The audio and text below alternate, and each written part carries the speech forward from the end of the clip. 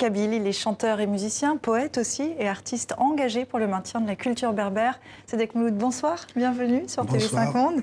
Avant de vous entendre parler, on va vous écouter chanter avec cet extrait de votre dernier album sorti récemment, ça s'appelle Yenayer.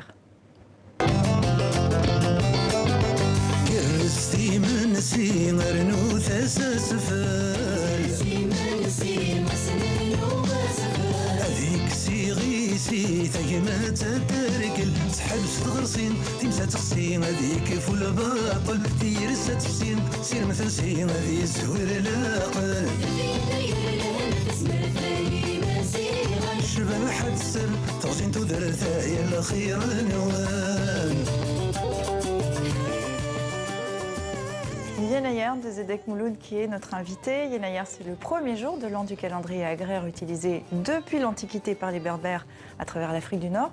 Le nouvel an berbère aura lieu le 12 janvier. À cette occasion, vous donnerez un grand gala au Zénith de Paris. On entrera dans l'année 2970. C'est dire si la culture tamazight est ancienne. Oui, donc c'est mon premier Zénith. C'est la première fois que j'organise ce genre de spectacle. Le Zénith, c'est une grande salle, une salle mythique, une salle de prestige. Donc ça va être un moment important, un grand gala. 2970, c'est vraiment, ça montre que cette culture tamazight, elle est là depuis longtemps, vous la défendez. Eh bien, ça démontre qu'on est le plus vieux peuple du monde. Voilà, donc, certains pourraient vous contredire peut-être. Vous venez de sortir un nouvel album. Il était attendu depuis quelques années déjà, je crois. Pourquoi avoir attendu 5 ans pour le sortir? Eh bien, d'habitude, je fais 5, 3, 4, ça dépend. Ces derniers temps, c'est pas facile de mettre un produit sur le marché. Avec le piratage, avec l'Internet, avec tout ce qui se passe et tout, avec la nouvelle technologie. Donc les gens écoutent gratuitement et c'est légitime. Voilà, donc pour... Mais c'est pas un problème d'inspiration? Ah non, pas du tout. Vous êtes toujours inspiré? Non, avec tout ce qui se passe chez nous. Alors c'est ça, parce que cet album vient dans une période qu'on suit ici de très près à TV5 Monde, une période où votre pays, l'Algérie, vit au rythme d'un mouvement, d'un soulèvement inédit, le Hirak. On se souvient qu'en novembre, des manifestants ont été condamnés pour avoir porté un drapeau amazigh, le drapeau berbère. Quelle lecture vous faites de cet épisode, cette condamnation? Enfin, pour moi, on a déjà l'habitude de voir ça. Le pouvoir algérien, il est, comment dire, il n'aime pas tout ce qui est kabyle, tout ce qui est berbère. Voilà, donc il est dans son rôle. Malheureusement, en Kabylie, on a connu des manifestations. En 63, on a perdu près de 500 morts. En 2001, en avril 80, en avril 2001, au printemps noir, il y avait 130 jeunes assassinés et plus de 5000 blessés. Et ces derniers temps, justement, à chaque fois, il y a que la Kabylie qui paye le tribut, qui paye les conséquences. Le dernier soulèvement, il y a qu'en Kabylie qui a des blessés, il y a même des éborgnés. Les policiers ont tiré avec des ballons caoutchouc. C'est vrai qu'en Kabylie, il y a eu des heurts qu'il n'y a pas eu à Alger, par exemple. Non, ailleurs, il n'y a pas eu. Il y a qu'en Kabylie qu'il y a eu des blessés. D'ailleurs, c'est pour ça une grande partie de la recette de mon Zénith, de mon spectacle, ira justement pour soigner pour les blessés. Exactement. Quelle sera la place, pensez-vous, du tamazight, cette langue berbère, cette culture berbère, dans cette Algérie du Hirak qui est en train de se dessiner? Est-ce que vous n'avez pas peur que ce combat pour le berbère, pour la langue, pour le tamazight, en fait, passe au second plan? Pas du tout. Pas du tout. C'est un combat pour notre existence. C'est un combat identitaire, donc ça ne peut pas passer au deuxième plan. Notre combat déjà dure, ça fait des années, depuis peut-être 1949 que les premiers militants ont posé les premières pierres de ce combat. Et ça continue toujours. Avant, il y avait qu'en Kabylie qu'on revendiquait le tamazight.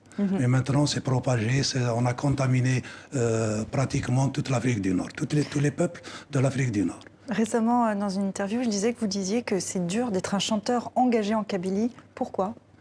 Et parce que un chanteur engagé ne peut pas faire tout ce qu'il veut. Et il est un peu... comment... limité, censuré ? Oui, il est censuré. Même les gens exigent beaucoup de choses d'un chanteur engagé. Comme quoi, par exemple? Il faut qu'il soit un exemple, il faut qu'il soit un repère. Voilà, donc on n'a pas le droit à l'erreur. Comme quoi? Qu'est-ce que votre public attend de vous, par exemple? Eh ben, il attend que je sois un exemple dans le combat pour la reconnaissance de l'identité kabyle et berbère. Oui, parce que vous le dites, la chanson kabyle, c'est aussi un combat. Comment vous définissez la chanson kabyle? Pour ceux qui ne connaissent pas, qui ne connaîtraient pas, qu'est-ce que c'est la chanson kabyle? Enfin, la chanson kabyle, il y a de tout dans la chanson kabyle. Il y a tous les styles, il y a tous tous les rythmes. Mais ce que je fais moi, donc c'est le folklore kabyle, c'est ce qu'ont chanté ceux qui m'ont précédé, comme Slimane Azem, comme Matoub, comme Idir, comme Farhad. Voilà, donc j'essaye de continuer, d'entretenir la flamme, comme on dit. C'est un bon vecteur, la musique, justement, quand on parle d'une culture, qu'on sent, vous sentez la culture kabyle menacée. Est-ce que la chanson, la musique, la culture sont les meilleurs des vecteurs, peut-être, pour l'entretenir? Ah oui, on dit que la culture, c'est ce qui nous reste une fois qu'on a tout perdu. Donc la culture, chez nous, c'est un tout. C'est l'existence, c'est l'identité, c'est le patrimoine, c'est un tout, voilà.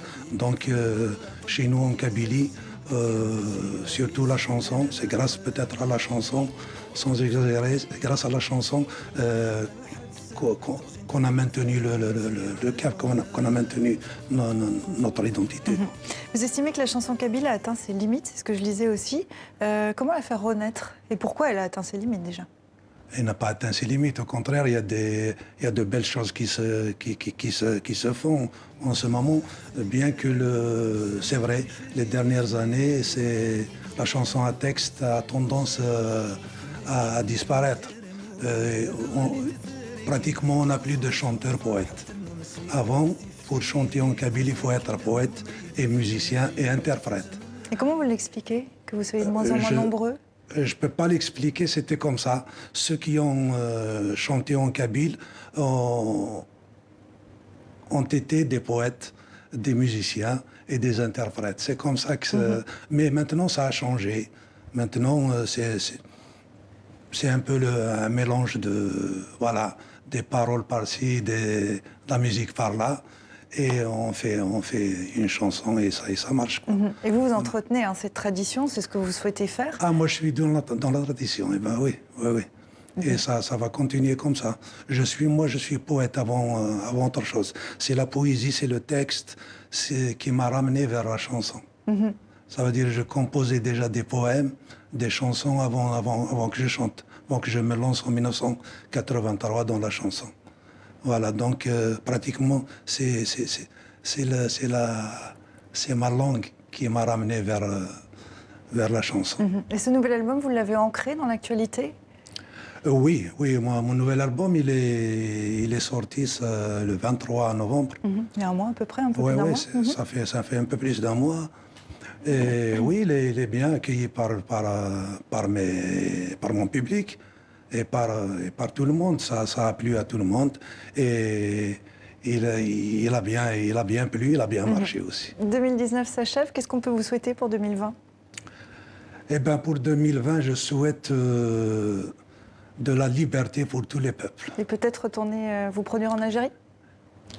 Peut-être aller en Algérie, vous produire? Oui, bien sûr, avec plaisir. Oui, dès que l'occasion m'est donnée, se présente. Et au contraire, j'aime bien chanter en Kabylie. Merci Zedek Mouloud d'avoir été notre invité. Je rappelle votre gala pour le Nouvel An berbère le 12 janvier au Zénith de Paris. Vous partirez ensuite en tournée. On pourra notamment vous voir, je crois, à Philadelphie et à Montréal. Merci beaucoup. Merci.